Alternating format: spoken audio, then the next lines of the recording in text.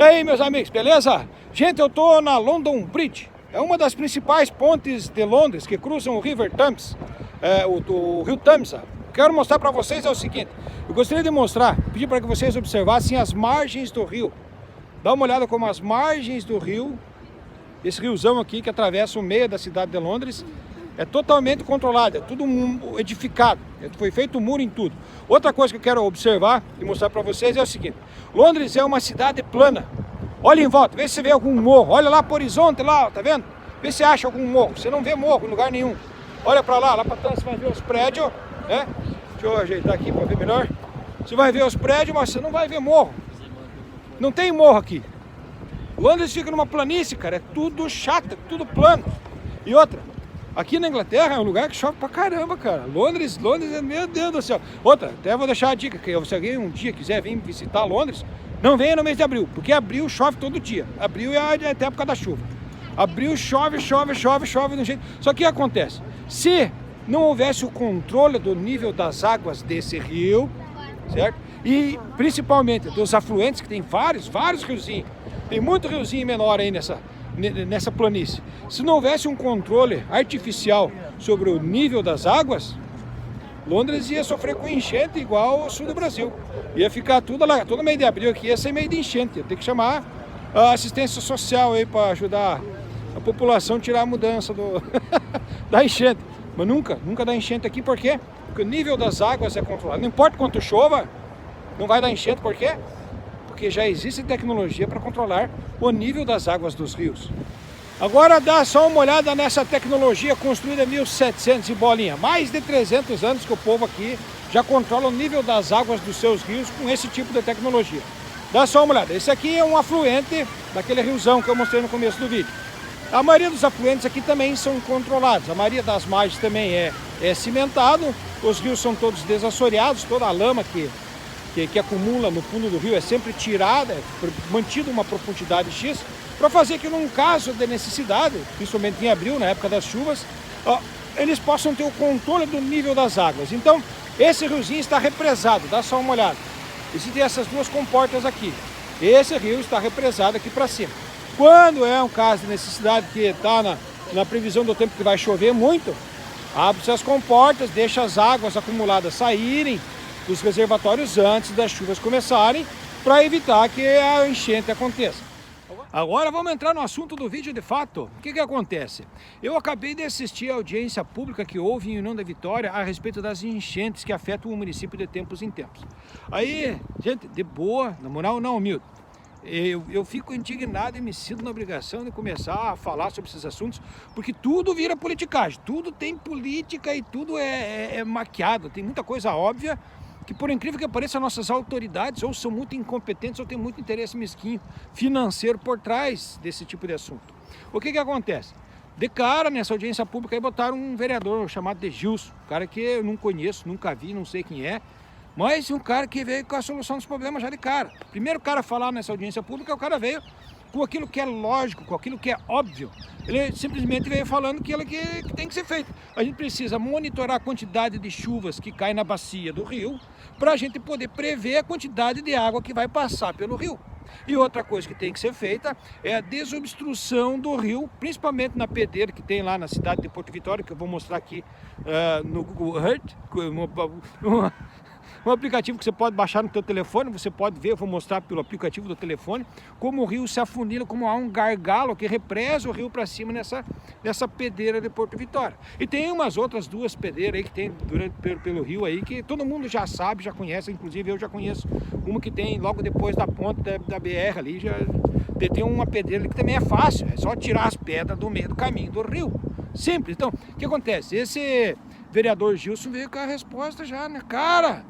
Só que já de cara, já na hora assim, o apresentador já falou, 2 minutos para conclusão, aí seu Gilson já não deixou o cara nem meio que terminar de falar direito e já chamaram o doutor especialista magnífico, especializado em hidrologia, fulano de tal.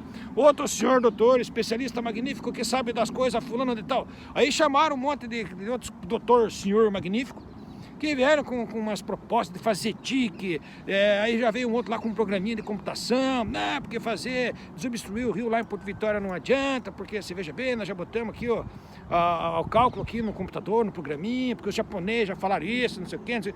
Veio com um monte de conversa, um monte de história, cara. E o que foi a conclusão desse negócio aí, dessa audiência pública? A conclusão foi que não adianta fazer os TIC, não adianta fazer a desobstrução das pedreiras lá de Porto Vitória, porque o problema de enchente não vai ter resultado. Porque que nem o programinha de computador que foi feito lá, que eles utilizaram, um programinha tecnológico muito fodido, não vai resolver o problema da enchente, vai ter enchente sempre, porque não adianta, é assim que vai ficar e isso daí é uma mentira. Isso é mentira, existe sim como controlar o nível das águas do rio, porque vários outros rios são controlados em várias partes do mundo e existe um interesse muito financeiro e mesquinho por trás dessa história e principalmente dessa conclusão de que não tem como fazer para controlar o nível das cheias do Rio Iguaçu. Isso é mentira. Tem duas informações que o vereador Gilson não falou nessa audiência pública aí, ou porque ele não sabe, ou porque ele não pode falar, mas que são importantes e é importante para a gente entender o assunto e começar a desvendar esse mistério. Na enchente de 1983, que foi a maior enchente da história da região, que o rio chegou a 10 metros e 42 centímetros, as comportas da represa do Foz do Areia, que é a primeira represa que tem depois que o rio passa pela cidade, essas comportas não foram abertas, elas emperraram na hora que foi tentado abrir. Então as comportas não abriram e o rio passou por cima da represa.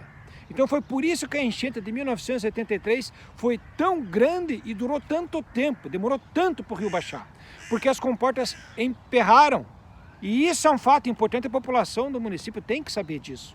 Em 1983 as comportas não foram abertas e em 1992, que foi a segunda maior enchente, as comportas da represa foram abertas tarde demais. Eles demoraram para abrir as comportas da represa. Então, essas duas enchentes, a responsabilidade foi da Copel, da empresa de energia elétrica, que não monitorou o nível de águas, não foi feito esse monitoramento que o vereador falou, da quantidade de chuvas que está caindo na bacia do rio, para poder calcular o armazenamento de água na represa do Foz do Areia. Tá, e como é que eu sei disso? Você foi lá, o doutor, senhor, sabe tudo, entendido em hidrologia, formado não sei na onde, os cabas foda que sabe tudo e não falaram essas coisas, porque isso não é importante falar isso aí? Não é importante saber que a Copel foi responsável por essas duas enchentes grandes que aconteceram?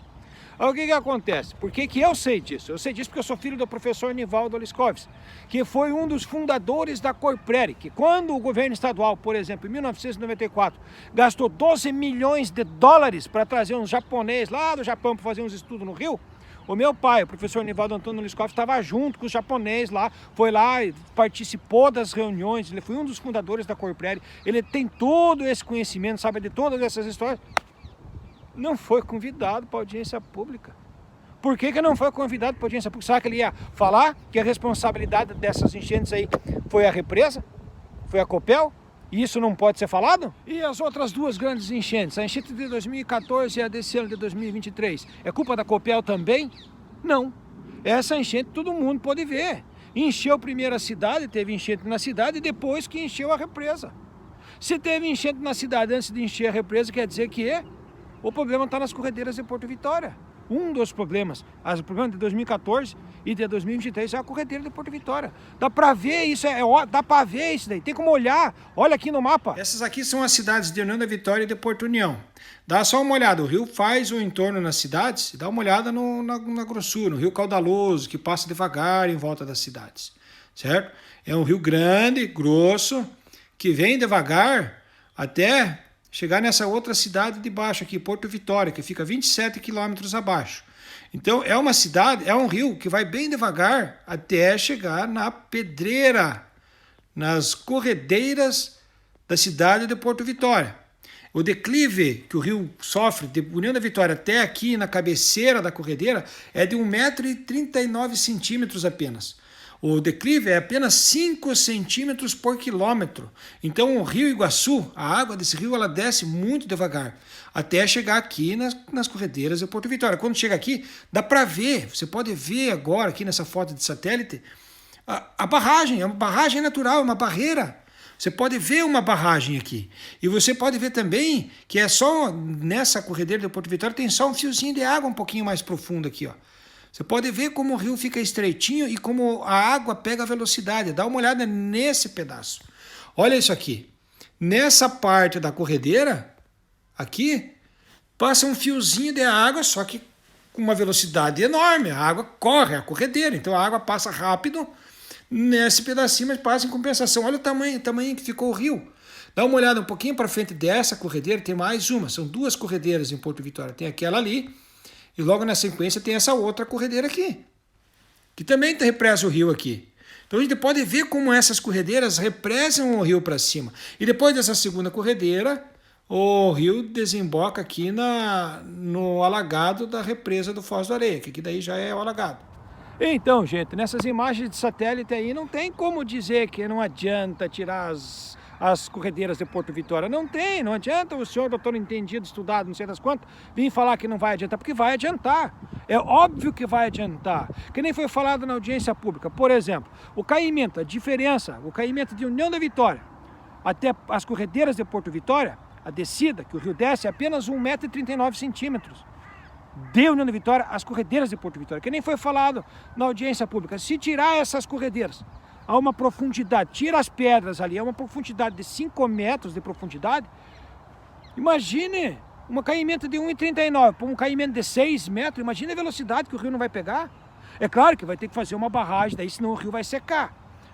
Mas se for tirado as pedras da corredeira, for feita uma barragem para ter o controle do nível das águas, entre o União da Vitória e as corredeiras de Porto Vitória, com mais o controle das águas que é possível fazer pela represa do Foz do Areia, e com mais o controle e o monitoramento da quantidade de chuvas que caem na bacia do Rio Iguaçu, é claro que o problema de enchente será resolvido. É óbvio, com certeza absoluta, sem sombra de dúvida, e não importa que o senhor, doutor estudado, entendido, não sei das quantas, veio falar que não dá, que não tem como consertar, que não tem como resolver o problema das enchentes, porque o senhor, doutor entendido, estudado, não sei das quantas, está simplesmente defendendo o interesse mesquinho e financeiro de alguém.